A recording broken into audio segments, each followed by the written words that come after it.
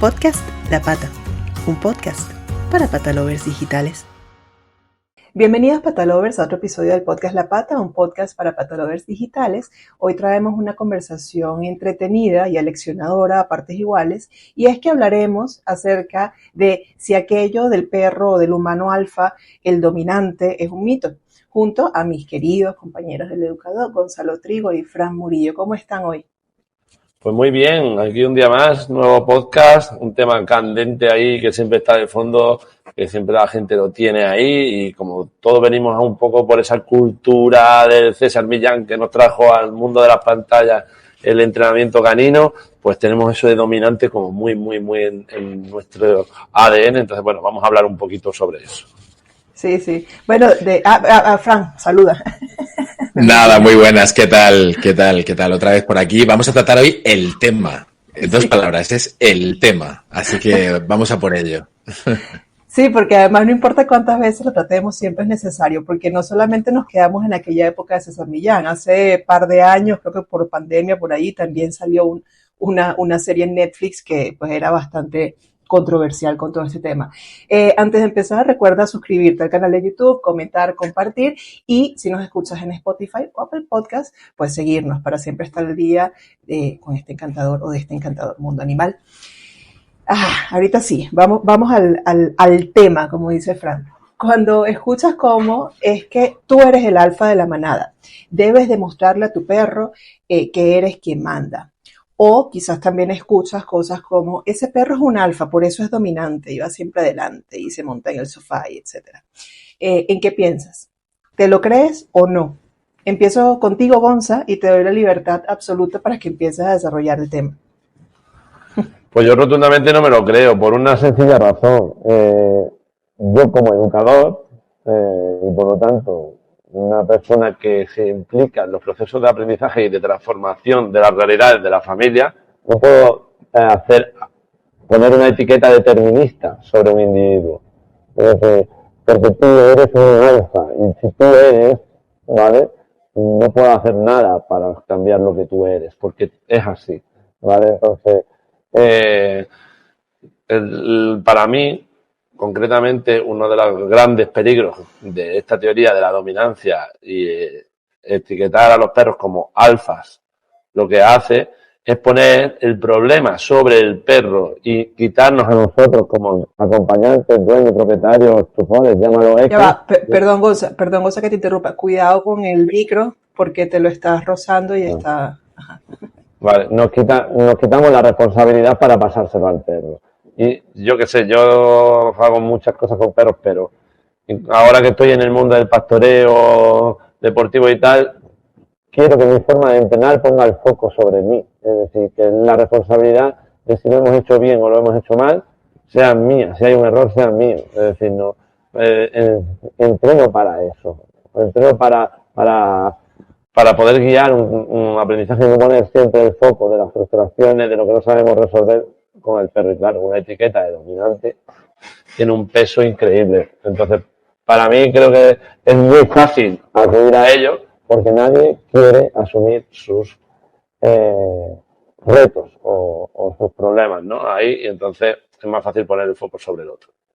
Sí, pero allí, y entro contigo, Fran, está muy bien lo que dices, de no poner el foco sobre el perro y decir que el perro, porque el perro es alfa o necesita un alfa o whatever, pero también está, es decir, está tanto la vertiente que dice que ese perro es un alfa como la vertiente que dice que tú debes ser el alfa de tu perro.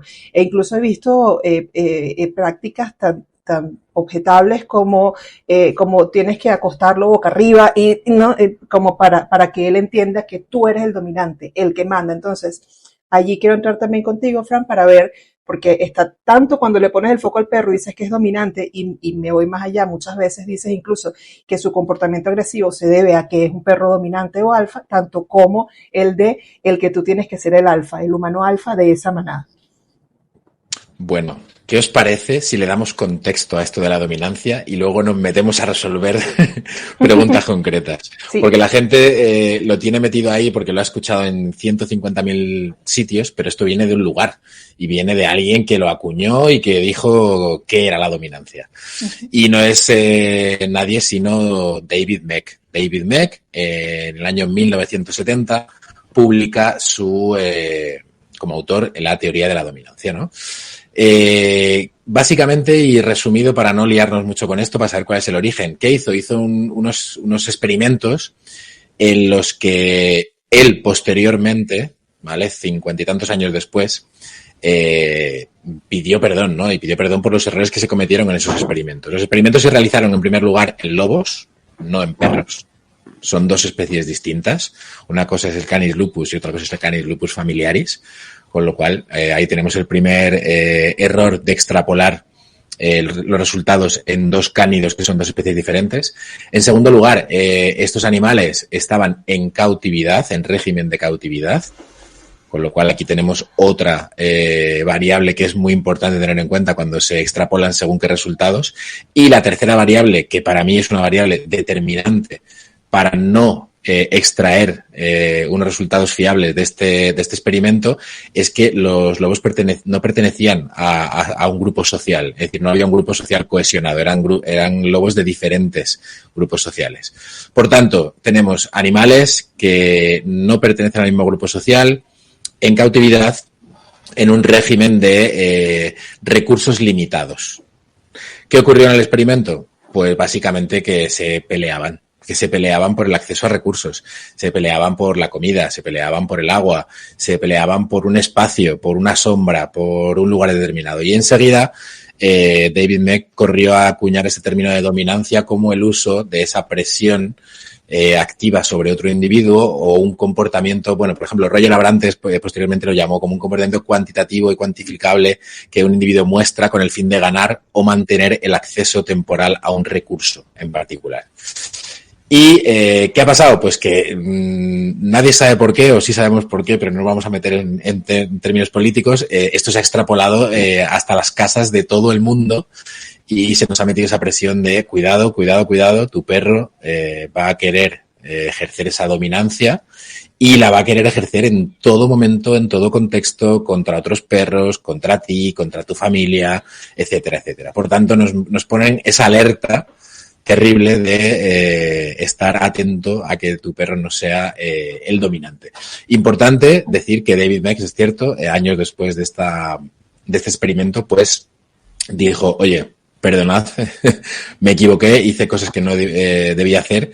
Incluso el término que ya se ha mencionado por ahí, ya es mencionado de alfa, dijo que en su opinión era mejor llamarlo macho reproductor y hembra reproductora, es decir, papá y mamá, ¿vale? Y evitar el término alfa porque tiene unas connotaciones determinadas. Ahora sí, perdón por el contexto, es que me encanta darle contexto a las cosas para que estuvo muy bien.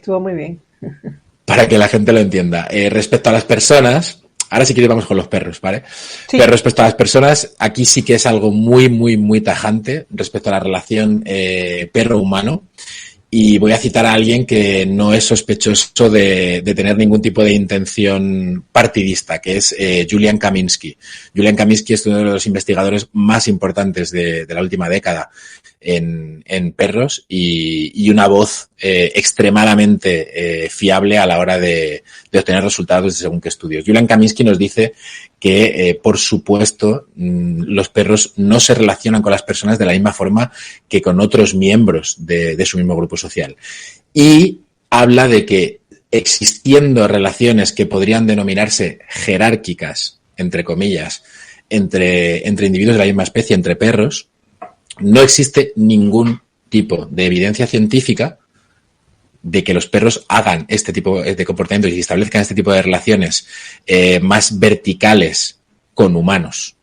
Ningún tipo de evidencia científica no existe de que nos hable de que nuestro perro intenta posicionarse en un escalafón social supuesto en relación a humanos. Por tanto, ya podemos descartar el uso del término dominancia en la relación perro-humano.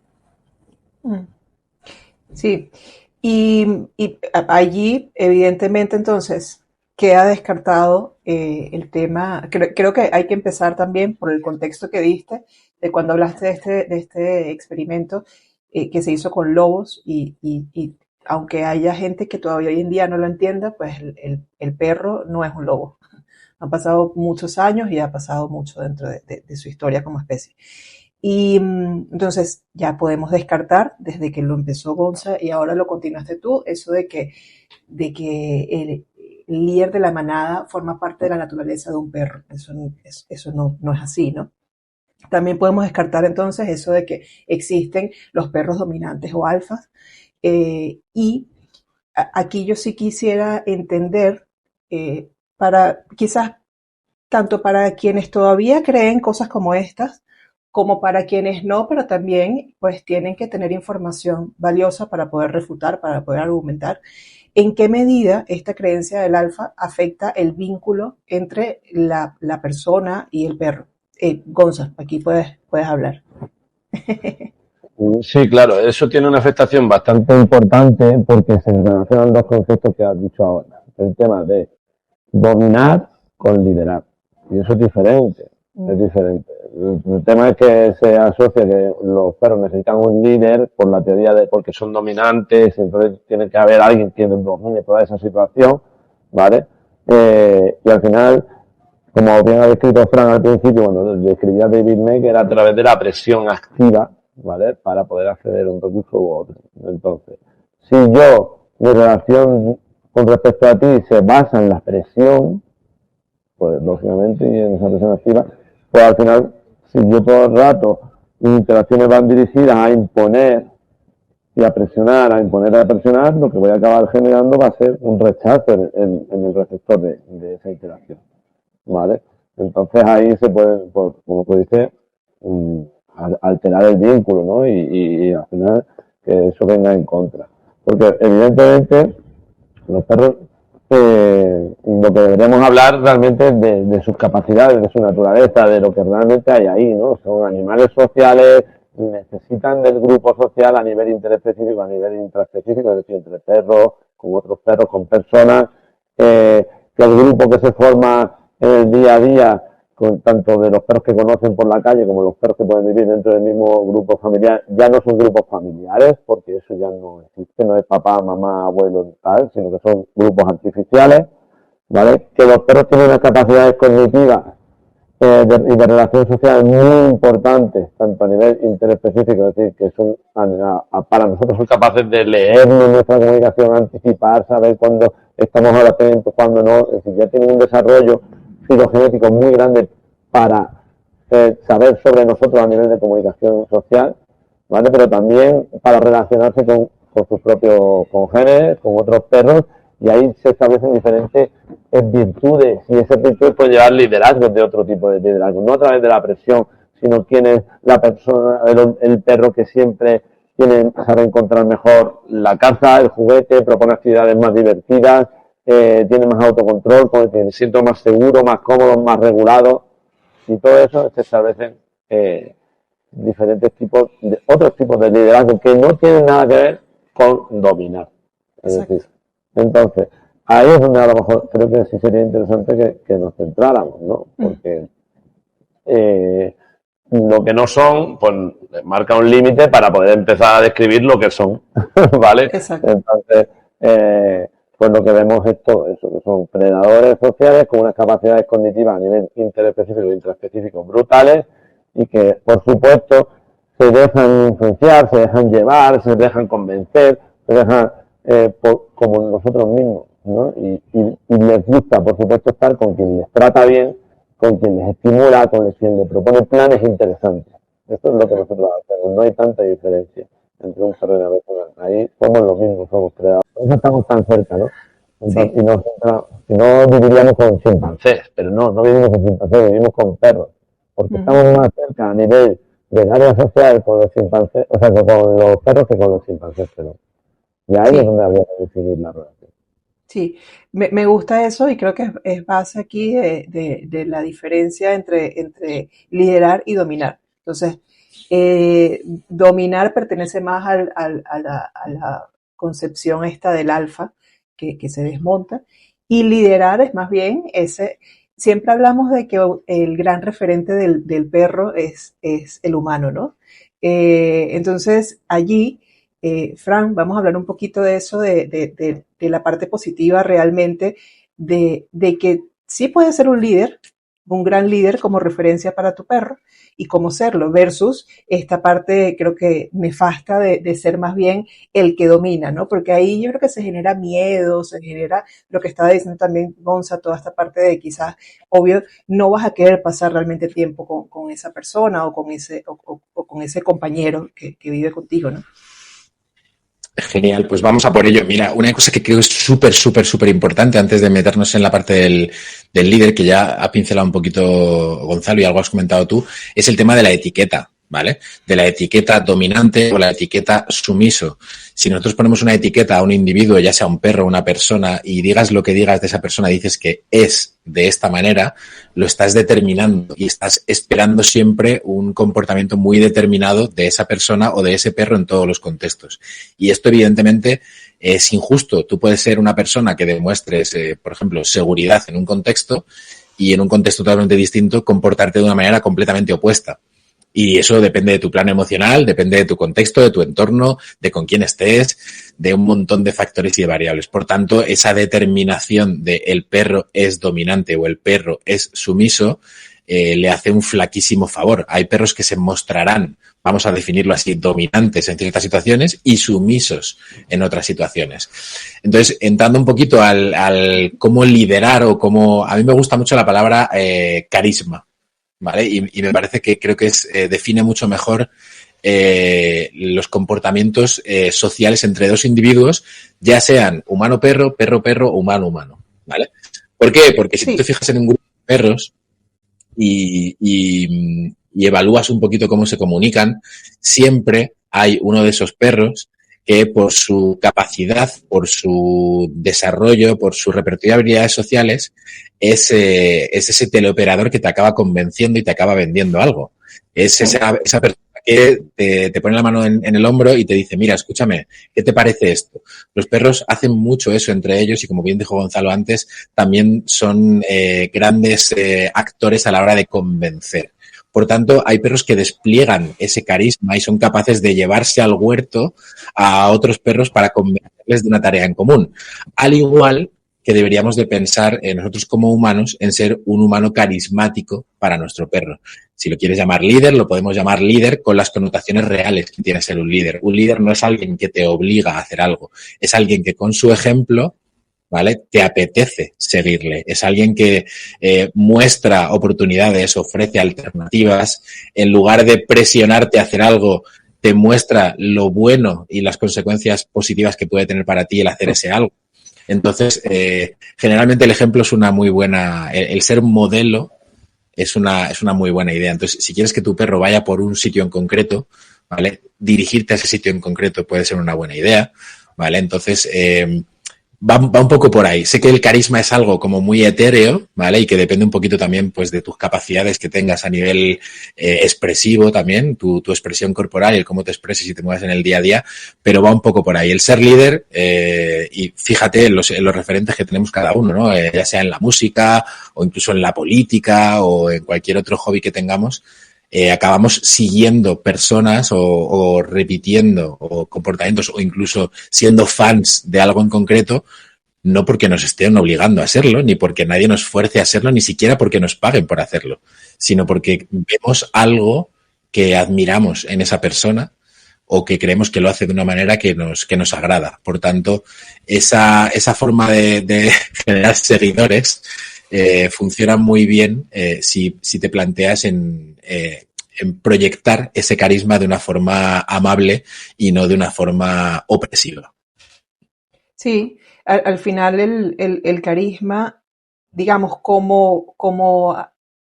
yo lo vería sobre todo como aptitud, pero no lo encasillaría en una expresión en particular, porque el carisma sin duda sí es base del liderazgo, al final el líder, más allá, no es, tal cual como estás diciendo, no es el que te obliga, pero sí tiene mucho el líder de ese que te enseña, a través del ejemplo te enseña y tú aprendes de él. Creo que eso también está intrínseco en el liderazgo y el carisma sin duda, porque si tú no tienes el carisma para comunicarlo, pues no hay manera allí de una comunicación efectiva. Ahora bien, el carisma no tiene que ser, a juro, eh, hablar así o no tiene nada que ver con la expresión, porque además que recordemos que nuestros perros nos conocen perfectamente y saben cómo cada uno es en su faceta. Si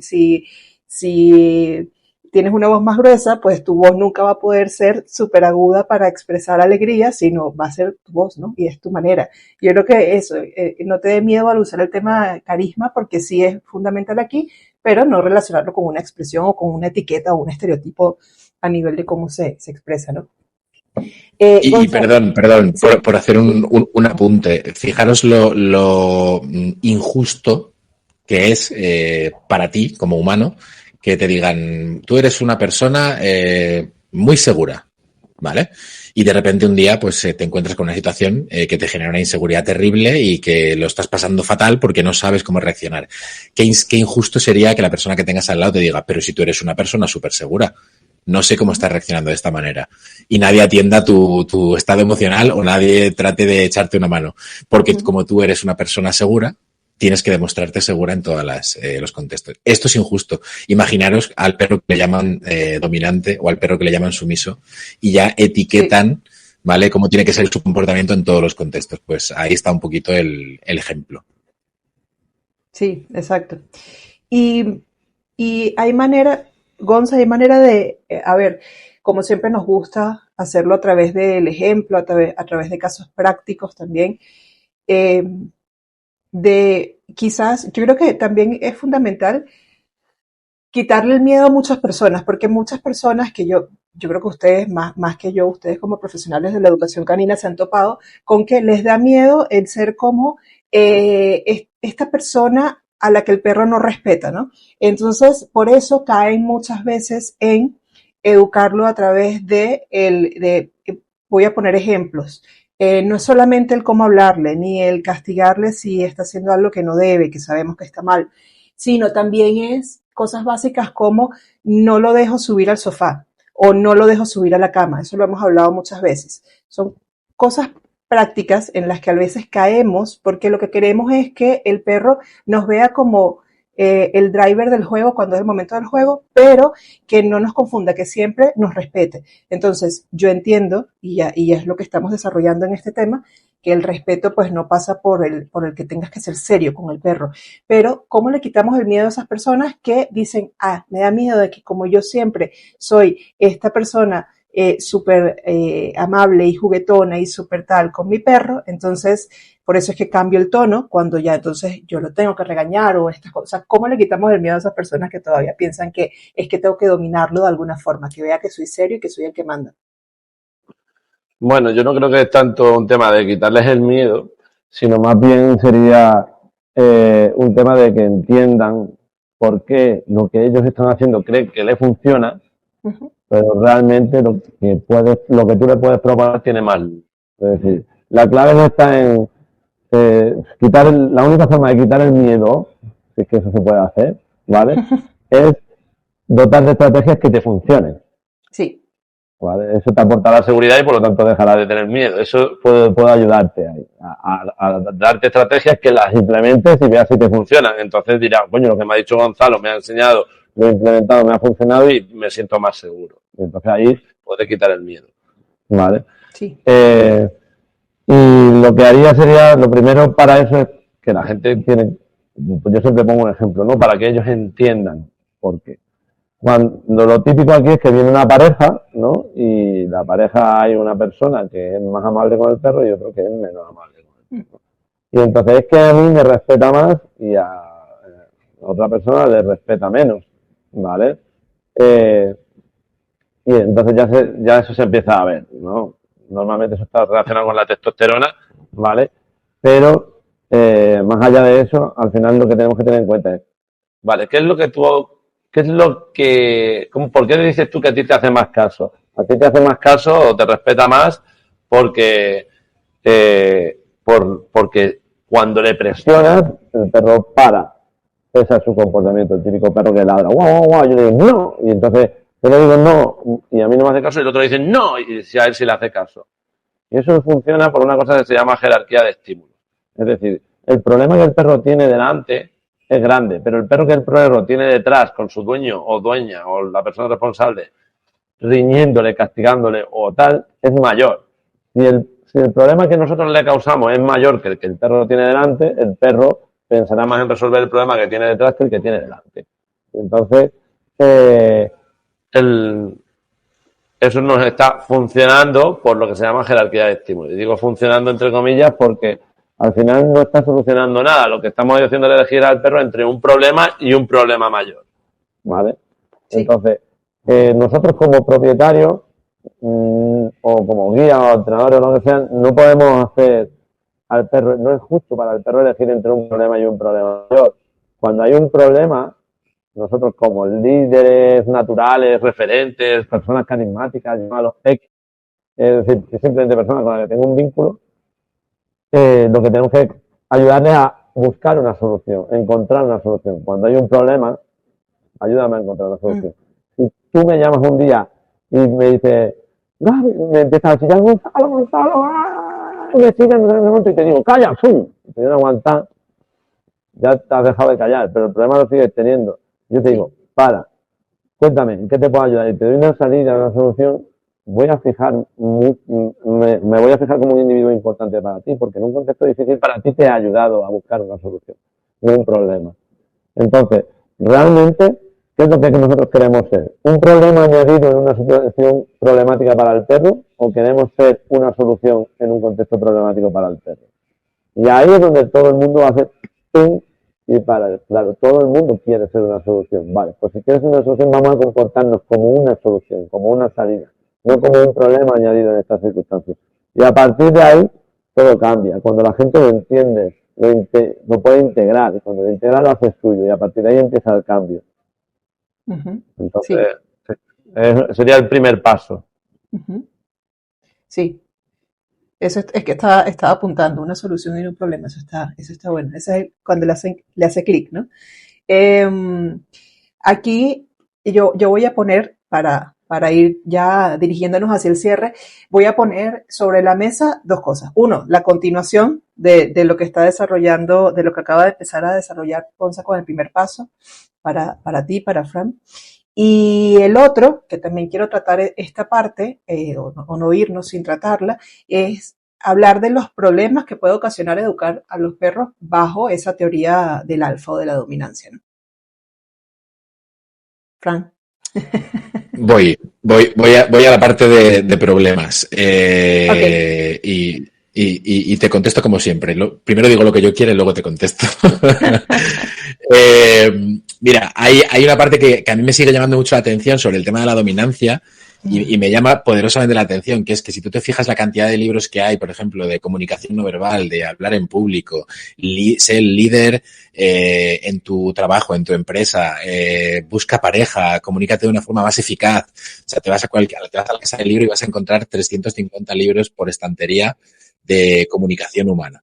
En cambio, con los perros hay un sesgo bastante grande, sobre todo cuando hablamos de gente no profesional, muy grande con el tema de la dominancia y nadie se preocupa en que exactamente toda esta comunicación, sobre todo en este caso, comunicación no verbal, comunicación gestual, también es muy rica en los perros. Por tanto, la gran mayoría de casos, por no decir el 100% de los casos en los que estás en tu casa o en el parque o paseando a tu perro y dices, uy, está siendo dominante o uy, está siendo sumiso, en realidad lo que está haciendo es comunicarse con tu entorno.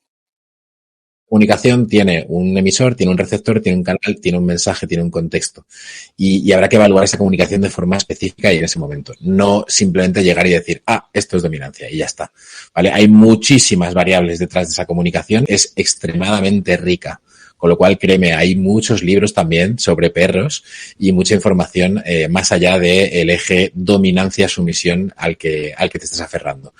Respecto a la pregunta, pues la principal consecuencia que te vas a encontrar si tu único objetivo es ser el líder de tu manada o ser el dominante en tu casa es que tu perro va a empezar a verte como un problema.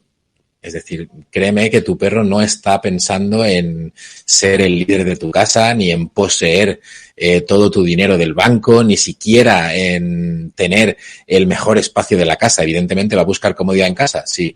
A lo mejor tiene ganas de salir por la puerta y sale primero por la puerta, sí. A lo mejor ese filete que estás cocinando le apetece mucho más que el concentrado que tienes en el saco y te lo va a pedir, sí. Nada de eso significa que esté buscando ser el líder. Simplemente está tratando de comunicarse, tratando de adaptarse a las situaciones del entorno. Por lo tanto, el primer error que vas a cometer presionando a tu perro, pensando que te quiere escalar o que te quiere denigrar a una posición inferior, es que tu perro es posible que te empiece a coger incluso hasta miedo. Ujú. De hecho, y aquí sí que hay evidencia científica, tú lo has comentado al principio, la técnica del alfa roll, obsoleta, antigua y totalmente desaconsejada, y otra serie de técnicas relacionadas con el uso de la presión física y del uso de tonos graves y de lenguaje amenazante, aquí sí que hay una evidencia científica muy clara de la relación directa que existe entre el uso de estas técnicas y el nivel de agresión que presenta tu perro en según qué comportamientos. Sabemos que genera problemas de agresividad el mostrarnos agresivos. Sabemos que genera problemas de agresividad el mostrarnos incoherentes, el mostrarnos amenazantes para nuestro perro en ciertos momentos. Y es una consecuencia directa. Es decir, aquí no hay que pensar nada. Es una relación directa y contingente, es una relación estudiada y existe respaldo científico al respecto. Por tanto, literalmente te vas a empezar a cargar la relación con tu perro día a día si tu única obsesión es ser el líder de tu casa. Así que Sí, la consecuencia está tan grave y tan drástica. sí. Y además lo vas a deteriorar como individuo porque también le vas a provocar un comportamiento que no es propio de él, que es la agresividad en el caso de que suceda. Bueno, yo ahorita quisiera como ya ir cerrando, porque además aquí una confesión con el nivel de confianza con los patalovers y con ustedes, me estoy quedando sin batería en el ordenador. Pero bueno, que no pasa nada, que hemos hablado también largo y tendido. Vamos cerrando entonces el tema y allá las conclusiones y algo que quieras agregar. Empiezo con Gonza. Bueno, yo creo que al final yo me quedaría con una idea simple, que es, ¿queremos ser un problema en una situación problemática para nuestro perro o queremos ser parte de la solución? Y ahí, en función de lo que queramos ser, debemos posicionarnos hacia un lado o hacia otro. Sí, siempre solución, yo creo. Si me preguntan a mí, Fran. Yo siempre le digo a la gente con la que debato, familias que vienen al Educador León y debato con ellos, ¿no? Sobre la teoría de la dominancia, siempre les pregunto, ¿vosotros sabéis lo trabajoso que sería estar 24/7 pensando en que nadie me quite mi posición social? Nadie puede hacer esto. Nadie, o sea, esto es un trabajo de locos. Créeme que tu perro no está pensando ni 24/7 ni siquiera un ratito al día en, oye, que no se me olvide recordarle a todo el mundo de esta casa cuál es mi rol social. Eso no está pasando, no pasa, relájate, disfruta con tu perro, establece una buena comunicación con él y evalúa si tienes algún problema a qué se está debiendo, porque desde luego no se está debiendo al tema de este episodio. Exacto. Sí, al final es también disfrutar de cómo es tu perro, porque eso es lo mágico, al igual que todos somos diferentes, ellos también son diferentes. Y nosotros, una anécdota de cierre que para nosotros es graciosa, es con Chip, cuando tú dijiste que, bueno, que es lo típico, ¿no? Que dices, si va adelante en el paseo, o si pasa primero que yo por la puerta. Chip siempre sube las escaleras cuando estamos llegando a casa, él delante de nosotros, porque él va, claro, con su correa y todo, pero él va delante de nosotros sin tirar ni nada, a él le gusta eso, y ya está, y nosotros siempre echamos bromas sarcásticamente diciendo, es que es el líder de la manada. Pero Sí, nadie se ha preocupado de pensar que los perros son más rápidos que los humanos. exacto, exacto. Pero bueno, yo creo que es eso, creo que hay que entendernos y creo que hay que entenderlos a ellos sobre todo y entender también que si incluso en el ámbito humano no nos gusta eso y no aprendemos nada y no es nada positivo el tema de dominar, de imponer y de prohibir o permitir, pues tampoco le va a gustar a nuestro perro ni nos va a gustar a nosotros en la relación con él.